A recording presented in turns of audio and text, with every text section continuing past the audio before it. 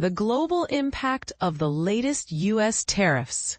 Imagine a world where global trade comes to a grinding halt and the consequences are felt by every single person on the planet. This is the stark reality we're facing with the latest U.S. tariffs, which have sparked a wave of uncertainty and concern around the world.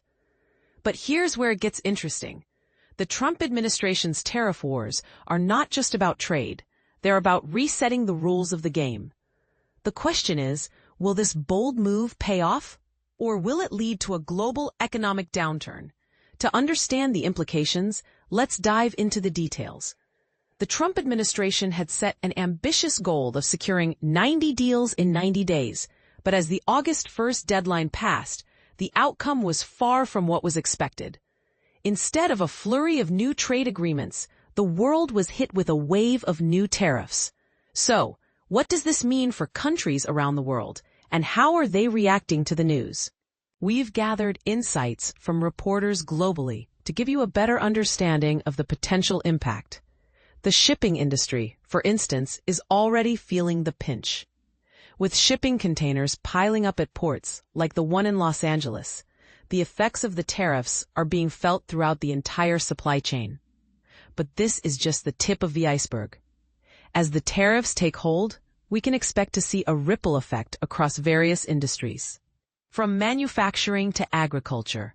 And this is the part most people miss. The tariffs are not just about the U.S. They have far-reaching consequences for countries around the world. The big question is, how will countries respond to these new tariffs? Will they retaliate with their own tariffs? Or will they try to negotiate new trade deals? The answer to this question will have a significant impact on the global economy. Some argue that the tariffs are a necessary step to protect American industries and jobs, while others claim that they will lead to higher prices and reduced economic growth. But here's the controversy. What if the tariffs are not just about economics, but also about politics? What if the real goal is to reshape the global trade landscape and assert American dominance? This is where things get really interesting. As we move forward, it's essential to consider the potential consequences of these tariffs and how they might affect not just the U.S., but the entire world. So we want to hear from you. Do you think the tariffs are a good idea, or will they lead to a global economic disaster? Share your thoughts in the comments below. And this is the part where we ask, what's your take on the tariffs? Do you think they're a necessary evil or a recipe for disaster? Let's get the conversation started. Understanding the new reciprocal tariff rates. Here's what most Americans don't realize. While you're paying more for everyday goods, the president just quietly reshuffled the entire global trade chessboard with a single signature. This latest executive order, signed on July 31, 2025, represents perhaps the most comprehensive overhaul of international trade relationships since the original tariff wars began. But here's where it gets controversial. Some of our closest allies are now facing higher penalties than countries we've traditionally viewed as economic rivals. Let me break down exactly what this means for your wallet, America's economy, and our relationships with trading partners worldwide. Drawing upon presidential powers granted by the Constitution and various federal statutes, including the International Emergency Economic Powers Act, the National Emergencies Act, Section 604 of the Trade Act of 1974, and Section 301 of Title III of the United States Code, this order fundamentally restructures how America approaches international trade imbalances. The foundation. Why these changes are happening. To understand this latest move, we need to look back at Executive Order 14257, issued on April 2, 2025. That earlier directive established something unprecedented. The president declared that America's massive annual trade deficits constitute an unusual and extraordinary threat to our national security and economic stability. Think about that for a moment. Our government officially classified trade imbalances as a national emergency, similar to how we might treat a natural disaster or military threat. The reasoning was straightforward, yet controversial. When foreign countries maintain high tariffs on American exports while enjoying relatively low tariffs when selling to us, it creates a fundamental imbalance. American manufacturers struggle to compete abroad, while foreign competitors flood our domestic market.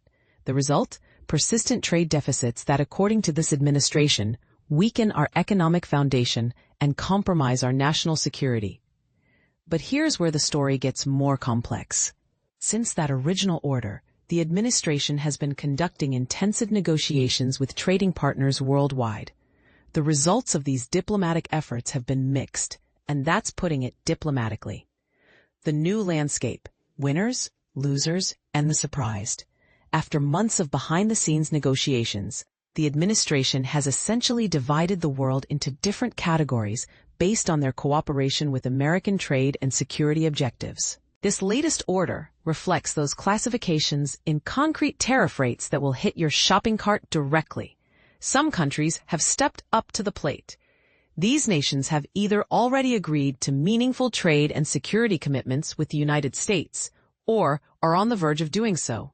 They're signaling what the administration calls sincere intentions to permanently address the trade barriers that contributed to the declared national emergency. These cooperative partners are being rewarded with more favorable treatment.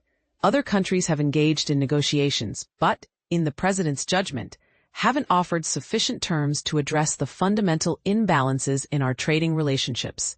Perhaps more importantly, they haven't aligned adequately with the United States on broader economic and national security matters.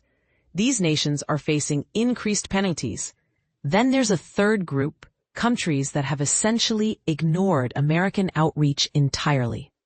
They've either failed to engage in meaningful negotiations or haven't taken adequate steps to align with U.S. economic and national security priorities. These nations are receiving the harshest treatment under the new framework. The technical details, how your shopping bills will change, starting 7 days after July 31st, 2025, the harmonized tariff schedule of the United States. Essentially, the comprehensive list that determines what taxes we charge on imports will be modified according to detailed specifications outlined in this order. Here's what makes this particularly complex.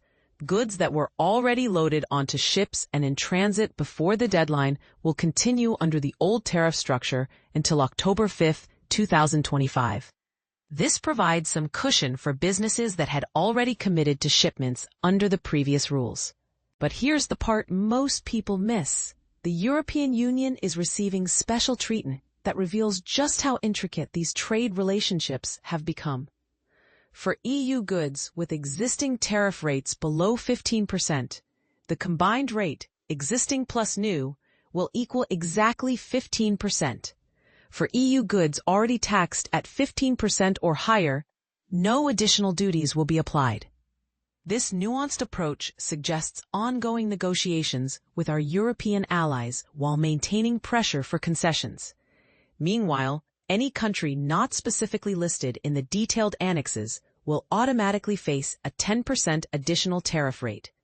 This creates a powerful incentive for nations to engage directly with American trade negotiators rather than hoping to fly under the radar.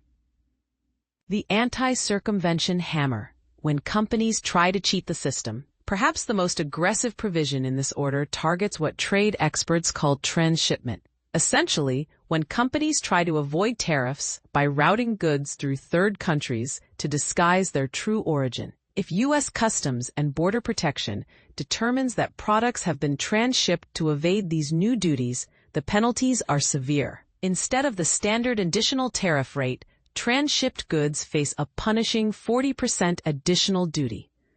Companies caught in this practice also face additional fines and penalties under existing law with no possibility for mitigation or reduction of these penalties.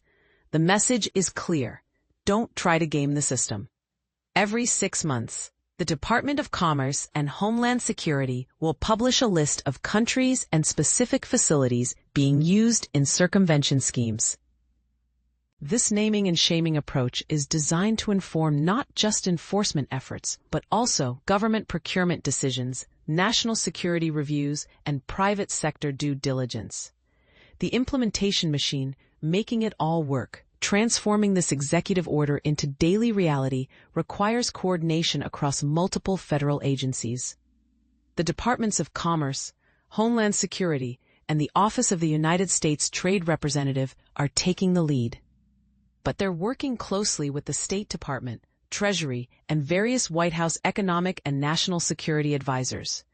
These agencies have broad authority to take all necessary actions to implement the order, including temporarily suspending or amending existing regulations, publishing new rules in the Federal Register, and employing all presidential powers granted under the International Emergency Economic Powers Act. The Monitoring and Adjustment Protocol. This isn't set in stone. One of the most important aspects of this order is its built-in flexibility.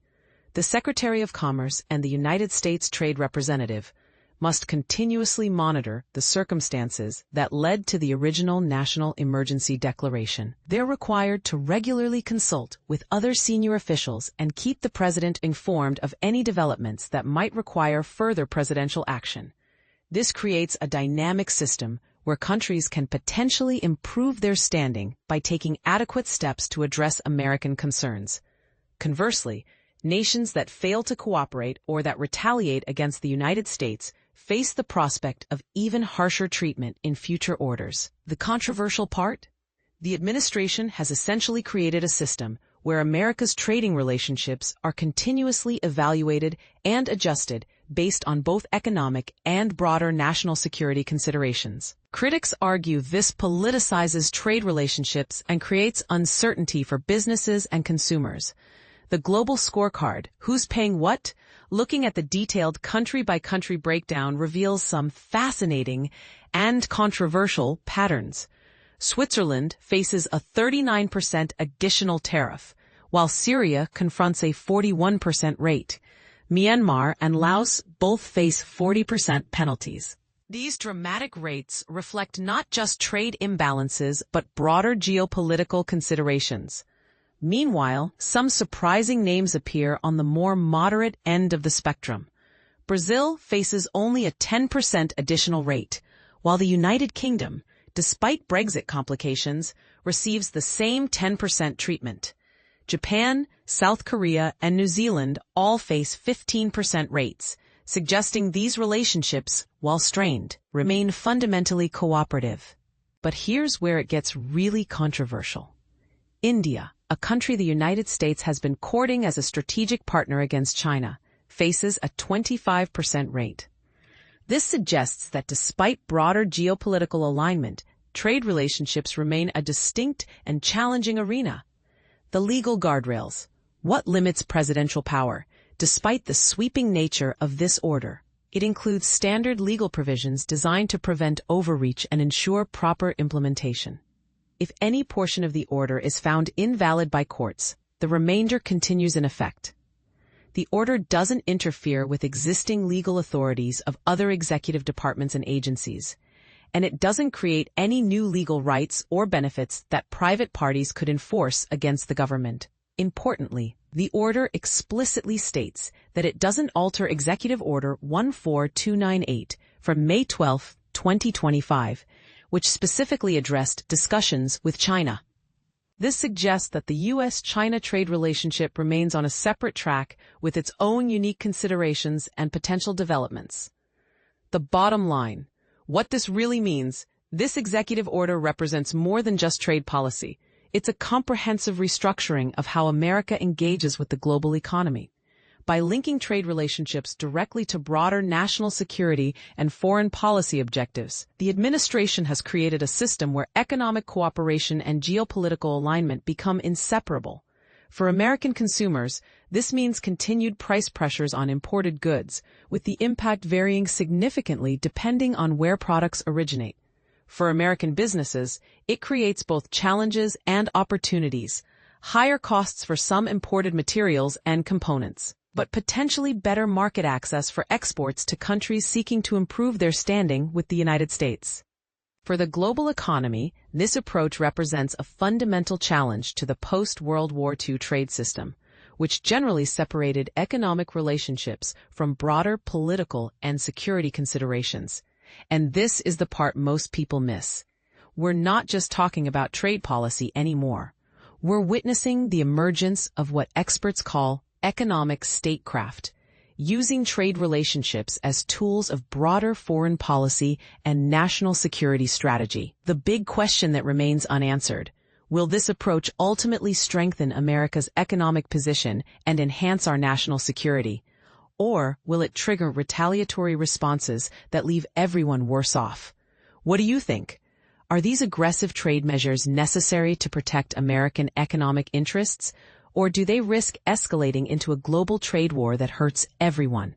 Should trade relationships be tied so directly to broader foreign policy objectives, or should economic cooperation remain separate from geopolitical disputes?